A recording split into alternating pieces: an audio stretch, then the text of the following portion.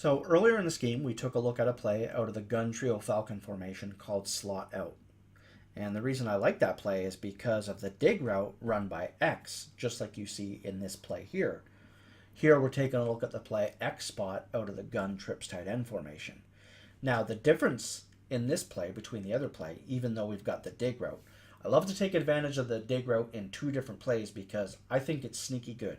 I really, really like it. But here we've got the tight end on a speed out rather than a speed in. We've got B on a flat rather than a smart routed out route. And then instead of a streak, we've got a corner route run by Y. And then, of course, we can still put RB on the option route or an in route or out route. I love this play, and it's a really nice mixture. Obviously, this is a great play to use against anybody if you're playing Madden Ultimate Team. But when we're scheming in CFM, that's, of course, really when you can just get your opponent scratching his head because there's so many different routes. So let's take a look at how the play gets run and look at the spacing between X, B, and RB. I love the spacing. If the zones play deeper, then we're going to get somebody open underneath. And if they play more shallow, down low, then Y and A are great options. Now, unfortunately, we are playing a D-line user, but we still get it in there underneath to the running back. Now, again, that's a sneaky, sneaky good quick read. All you want to do is just read that area, and if the user defender doesn't go over and cover it, then it's just an easy, quick, like 5 yards and potentially some yards after the catch. Now, here it's man coverage, and there's absolutely no way in one-on-one coverage are they ever going to be able to stop that route in man coverage. And again, the option route underneath is fantastic.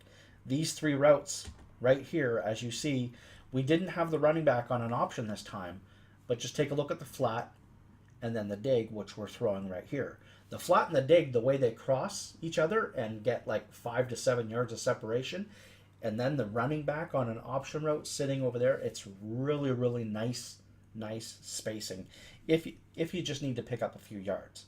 So we do that here, and we pick up a solid 5 to 6 yards. And again, we're going to look at the dig real quick. Okay, so read number 1, dig. Now we recognize, because the way that the defender reacts, as we're looking at the flat route as well, we know it's man coverage, right? So as soon as we recognize that, we've got two reads, A and Y. Y is on the corner route, and A is on the speed out. So if they're usering one, we go to the other. If they got a flat zone on one side, we go to the other side.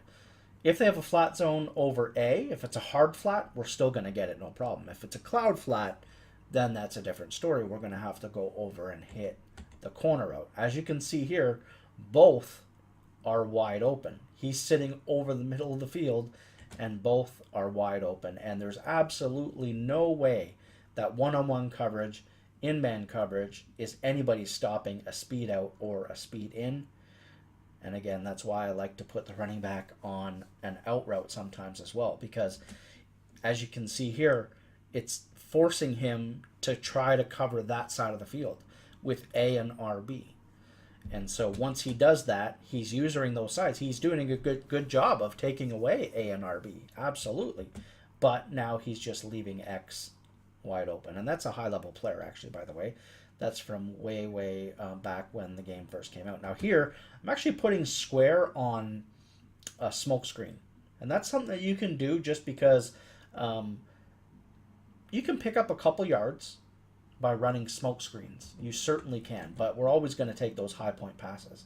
As I talked about, it's high point, high point, high point all day long.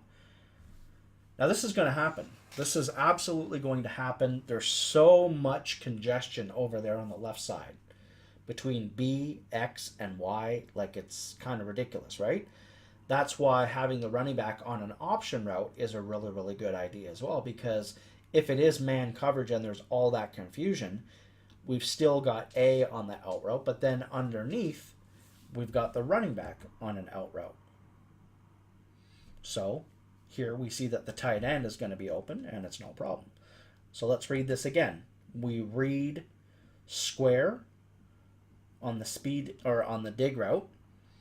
We definitely could hit triangle But just based on the fact that, I mean, we're up 21 nothing and he's trying to send the house, so we know that the running back is going to be open when they blitz like that. So we just go to the running back, he makes a stupid play, and we're gone.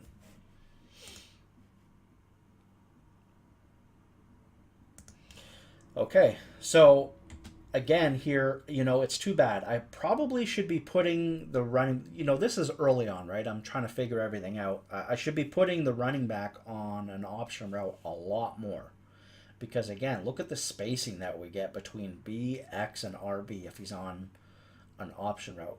And then we've got Y and A. I mean, the route combination here, I just love it. But we throw off our back foot. We still get the yards, but we definitely need to be putting the running back on an option route. I mean, that has to happen a lot more. So take my advice with that and use it when you're running your scheme. You certainly don't want them just to be on that default, especially the way that the meta is with the game now. Now, we're going to talk about a curl flat concept. This is easily the most underutilized concept in the game, especially with the way that all the cover twos. I love curl flat. Cover three, cover two, this has the ability to beat that. Then we're going to use a flood concept with the speed out by the tight end. Then we're going to have the running back and circle. So our first read here is going to be the curl flat, square and triangle. But then we're going to shift our reads basically just to the middle of the field, and we're just going to read R1, X, and circle all together. So let's take a look. I really don't know the result of the play. Okay, so we're getting screamed at, and we certainly could hit square. But what do we take here? Okay, but then we take the in route. He over pursues, and we take the in route. And again, a ton of congestion over there on the left, but it's man coverage. Anytime you see that type of congestion, it's man coverage. And the user's over there. So I already know, based on what I see on the right side of the field, that we're going to X because that route is unstoppable. That's wide open every single time. Every time. It's unguardable in man coverage. So I just love that dig route. That's for the 2-point to tie up the game. The whole scheme is just about, obviously in CFM, right? Things are different. It's not like Madden Ultimate Team. You get to scheme. Everybody gets to scheme. You get to scheme. Your opponent gets to scheme. There's no advantage or disadvantage. It's basically coming down to who can scheme offensively the best, who can scheme defensively the best when you're playing CFM. People like to say, oh, you get to use a custom playbook, it's cheating or whatever. It's not the cheating if you're both on the same level playing field. You just have to outsmart your opponent offensively. That's just the way things go. And that's what we're doing with this scheme. Absolutely love it, man. I had so much fun running this and so much success.